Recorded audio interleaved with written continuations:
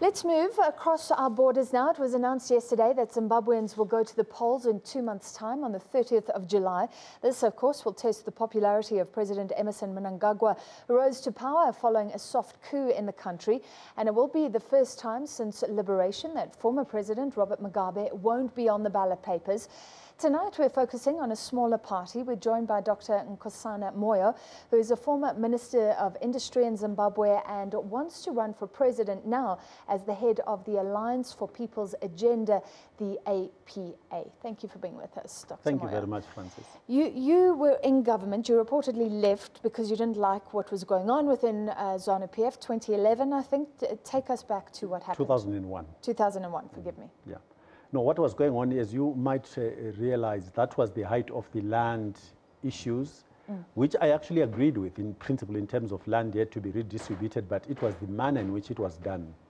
Because the way it was done was literally legitimizing state violence. And I just didn't think that was right, because after the land is redistributed, you have to build a country where citizens comply with the law. But if the state is the one that leads in citizens being encouraged to break the law, then you are onto... Dead in the water. Absolutely. Yeah. So that's what I disagreed with. Well, Robert Mugabe, as president, called you a coward, so no love lost between you two.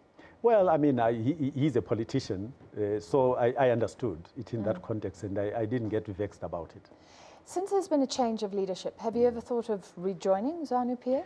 Firstly, I was never a member of ZANU. I was invited into cabinet as an independent person. Okay. So at that point, we were called technocrats. As an economist, so they wanted your financial knowledge. They wanted, in fact, out of cabinet, there were about 8 of us who got in through a provision in the constitution where you could get on to be a member of cabinet without having been elected. Okay. I got in through that mechanism. Okay. As a non-ZANU person, but whose technical competence was valued by even the people who were not my friends. Yeah. I'm interested what you say, that you agreed with land reform. What do you think South Africa right now, talking about expropriation without compensation, what should we do? What can we learn from what Zimbabwe went through then? Implementation is important. So the concept is okay, because at the end of the day, if the citizens of the country are not invested at a very personal level in what goes on in the economy, they are not going to work to support it. They are going to work to destroy it and lose nothing. So one has to understand, it's almost like the concept of insurance. So you mean understand the value of absolutely, everything. Of sharing the assets of the country, the resources of the country, with the citizens of the country, so that they've got something to lose when things are not working. If the majority of the people are sitting in the sidelines and only a few have got all of the resources, then that majority is going to revolt. And that's what revolutions are made of.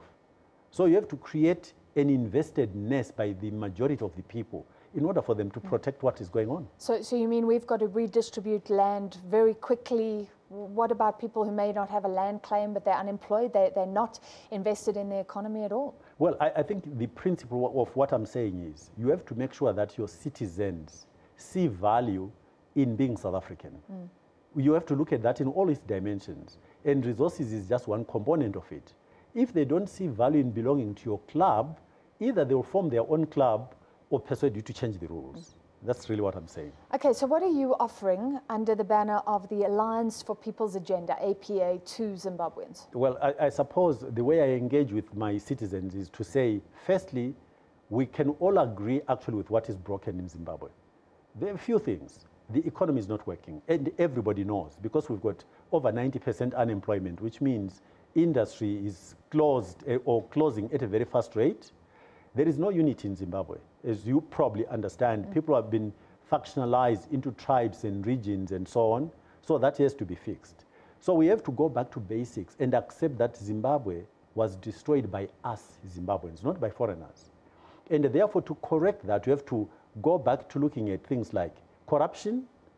Corruption has to be rooted out of our country. We have to create an environment where investors will feel that their investments in Zimbabwe are safe.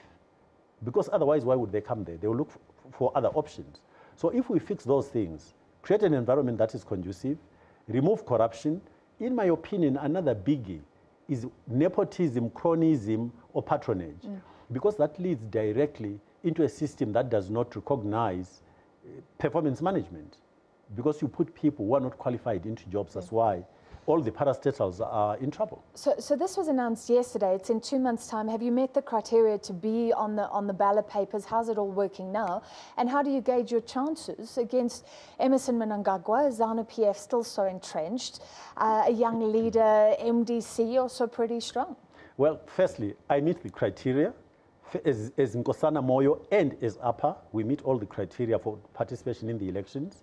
Secondly, our chances are actually very high because, as I said, every single Zimbabwean has suffered from what has happened in the economic meltdown. So every single Zimbabwean family is looking for a solution because their children, highly educated, are selling airtime on the side of the roads.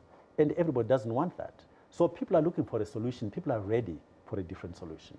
All right, well, thank you for laying out yours. Very interesting. That was former Zimbabwe Minister of Industry and International Trade, Dr. Nkosana Moyo.